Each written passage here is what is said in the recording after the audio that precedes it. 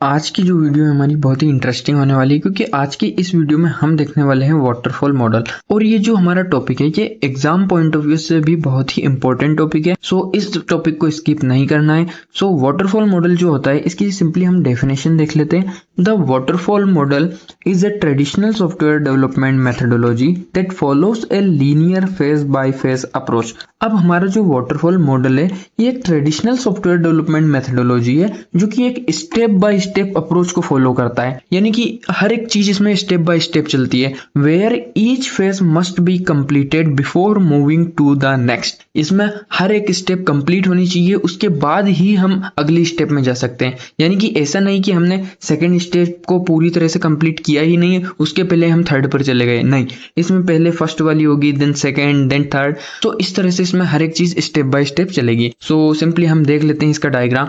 और हमें इसका डायग्राम तो बिल्कुल स्किप करना ही नहीं है, क्योंकि इसका जो डायग्राम है कम से कम 90% वेटेज इसके डायग्राम का ही है, क्योंकि इसमें हर एक रोल डायग्राम का ही है।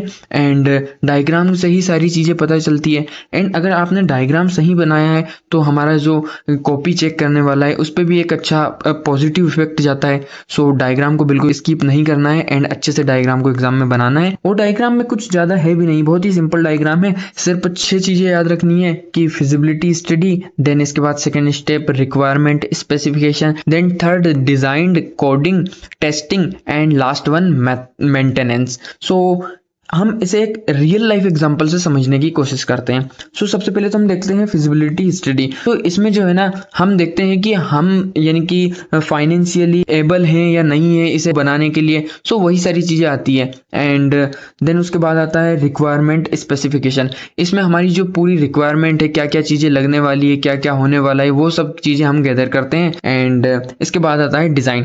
सो आप एक सिंपली एक एग्जांपल से समझिए, लाइक हमें एक बिल्डिंग तैयार करनी है, एक बिल्डिंग बनानी है।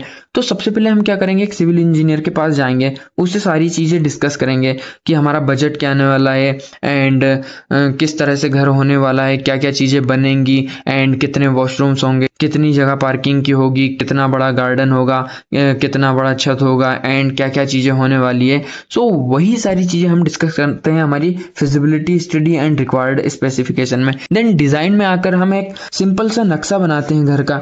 मतलब कि हमारा जो सिविल इंजीनियर है वो एक सिंपल सा नक्शा बना के तैयार कर देगा एंड हमें बताएगा।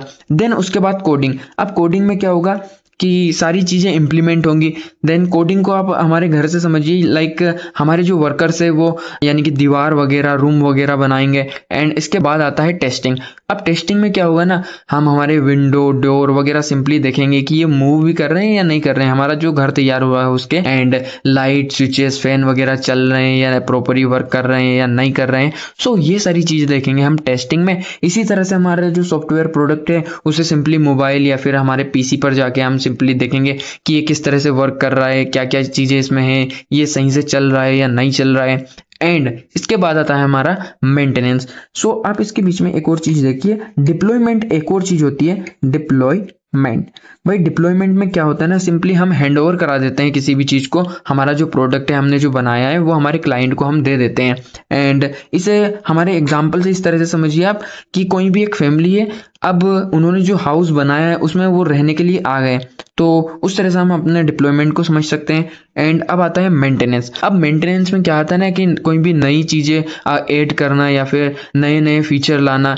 जैसे हमारा जो घर है उसमें फैमिली रहने आ गई, अब उन्हें एक नई टीवी चाहिए घर में, यानी कि एक नई चीज़ का जो इंस्टॉलमेंट होगा उनके घर में। सो उसके लिए उन्हें एक इलेक्ट्रिशियन की ज़रूरत पड़ेगी। सो इसी तरह से हमारे सॉफ्टवेयर प्रोडक्ट के लिए हमारा जो क्लाइंट है उसे हमारी ज़रूरत पड़ेगी। तो ये सारी चीज़ आती है मेंटेनेंस में। सो इसके बाद देखते हैं हम कि अगर एग्जाम में आता है तो इसकी थ्योरी किस तरह से लिखनी है। तो सिंपली इसकी थ्योरी जो है आप पॉइंट बनाकर लिख सकते हैं। लाइक सबसे पहला पॉइंट हो जाएगा, this model is also known as linear sequential model. अब इस मॉडल को कभी कभी लीनियर सिक्वेंशियल मॉडल के नाम से भी पूछ लिया जाता है, तो आपको इस चीज में कंफ्यूज नहीं होना है। The waterfall model is the simple and classical model of all the models we have. हमारे पास भाई जितने भी मॉडल्स है, लाइक स्पाइरल मॉडल है एंड एजाइल मॉडल है, यानी कि जितने भी हमारे पास मॉडल है, प्रोटोटाइपिंग मॉडल है, उसमें जो सबसे सिंपल मॉडल है और हमारा जो क्लासिकल मॉडल है वो है वाटरफॉल मॉडल। एंड इसके बाद देख लेते हैं third, in this model each and every phase must be completed before moving to the next phase. अब इस चीज को हमने पहले भी पढ़ा है कि इसमें एक स्टेप कंप्लीट होने के बाद ही अगली स्टेप पे जा सकते हैं, यानी कि ऐसा नहीं है कि पहली स्टेप तो कंप्लीट हुई नहीं कि और अगली पे चले गए, यानी कि हर स्टेप कंप्लीट होने के बाद ही दूसरी स्टेप पर जाएंगे। And this model is the theoretical model not a practical model. ये हमारा जो मॉडल है ये थ्योरेटिकल मॉडल है, ये एक प्रैक्टिकल मॉडल नहीं है। एंड फिफ्थ देख लेते हैं, this is good for the small project where all the technical issues are very clear. यानी कि हमारे जो स्मॉल मॉडल है उनके लिए ही अच्छा होता है। अगर कोई भी हमारा बड़ा प्रोजेक्ट आ गया तो हम उसे वाटरफॉल मॉडल के थ्रू हैंडल नहीं कर पाएंगे, यानी कि अगर कुछ भी कॉम्प्लेक्सिटी आ गई तो हम वाटरफॉल मॉडल के थ्रू हैंडल नहीं कर पाएंगे, क्योंकि जो क्लियर चीज़ें होती हैं यानी कि बिल्कुल सिंपल चीज़ें होती हैं वही चीज़ें हम वाटरफॉल मॉडल से हैंडल कर पाते हैं। एंड इसके बाद एक क्वेश्चन आता है कि why is the waterfall model called waterfall. अब भाई हमारा जो वाटरफॉल मॉडल है उसका नाम वाटरफॉल मॉडल ही क्यों है, व्हाई इट्स नेम वाटरफॉल? तो इसका जो सिंपली आंसर है, the waterfall model is called waterfall because it is a linear sequential software development methodology where process flows downward through distinct phases. So इसमें simply ये कहना क्या चाह रहा है कि हमारा जो वाटरफॉल मॉडल है इसमें एक स्टेप के बाद दूसरी स्टेप पर ही जाते हैं, वापस ऊपर नहीं आते हैं, यानी कि एक लीनियर सीक्वेंशियल प्रोसेस है। आप एग्जांपल से समझिए, जैसे पानी बहता है, यानी कि आप समझिए हमारा एक झरना है। अब झरने में ऊपर से पानी गिरता है तो हमेशा वो नीचे आता है, कभी भी झरने से पानी ऊपर नहीं जाएगा, यानी कि पानी एक बार इस स्टेप से गुजर गया देन इस पे तो ऐसे पानी नीचे बहता जाएगा। सो इसी तरह से हमारा जो वाटरफॉल मॉडल है इसमें हर एक स्टेप कंप्लीट हुई देन दूसरी देन तीसरी, यानी कि हर एक स्टेप लीनियर सीक्वेंशियल प्रोसेस में चलती है। सो इसीलिए इसका नाम वाटरफॉल मॉडल है। एंड इसके बाद हम देखते हैं सिंपली इसके एडवांटेजेस एंड डिसएडवांटेजेस क्या क्या है। सो एडवांटेजेस जो है हमारे वाटरफॉल मॉडल के, waterfall model is the very simple and easy to understand model. भाई ये अंडरस्टैंडिंग के लिए भी बहुत ईजी है एंड बहुत ही सिंपल मॉडल है हमारा।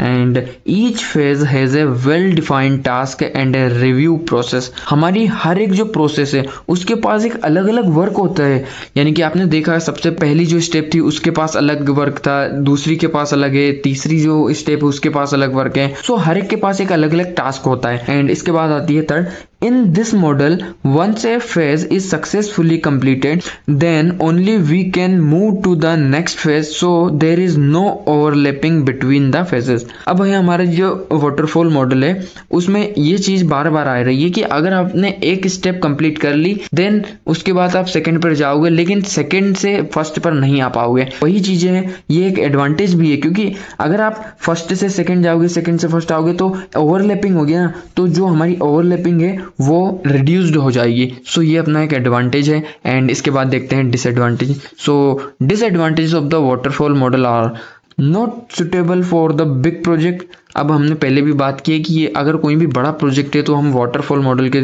थ्रू हैंडल नहीं कर पाएंगे। We can not move back in this model. हम पीछे तो कभी भी इस मॉडल में जा ही नहीं सकते, यानी कि पीछे जाने का तो कोई उपाय ही नहीं है। This model contains high risk.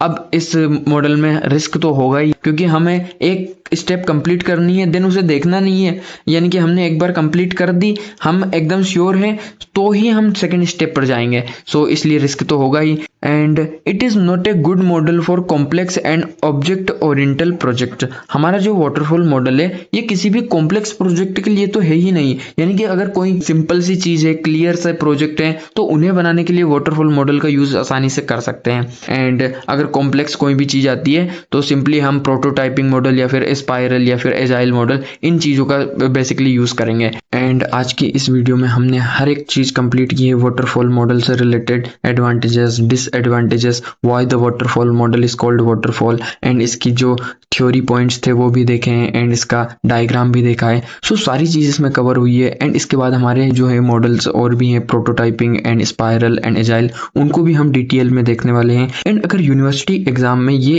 Question आता है तो आप प्रॉपर इसी तरह से अगर लिखेंगे तो आपको बहुत ही अच्छे मार्क्स मिलेंगे एंड किसी भी तरह की परेशानी आपको नहीं होगी। एंड अगर आपको कहीं पर भी किसी भी प्रकार की कोई भी दिक्कत आ रही हो किसी भी सब्जेक्ट में, तो आप सिंपली मैसेज कर सकते हैं, यानी कि कमेंट सेक्शन में कमेंट कर सकते हैं, आपको आपके क्वेश्चन का जवाब जरूर मिलेगा। एंड अगली वीडियो में हम देखने वाले हैं प्रोटोटाइपिंग मॉडल, प्रोटोटाइपिंग मॉडल से रिलेटेड सारी चीजें एंड प्रोटोटाइपिंग मॉडल का जो डायग्राम है वो, एडवांटेजेस, डिसएडवांटेजेस डिसएडवांटेजेस, एंड इसके आगे भी हम सारी चीज़ें कवर करेंगे। So keep watching videos and thank you.